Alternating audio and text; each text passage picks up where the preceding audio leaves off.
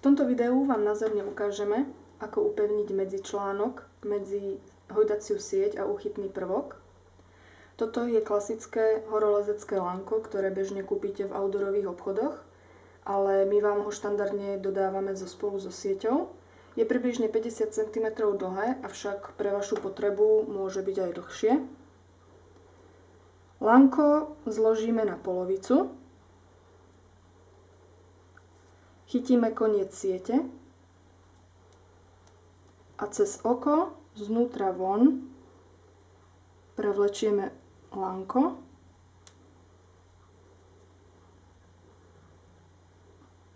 Obtočíme ho dokola, okolo oka siete a potom ho prevlečieme popod lánko, vlastne medzi lánkom a okom. Zatiahneme pevne a natiahneme.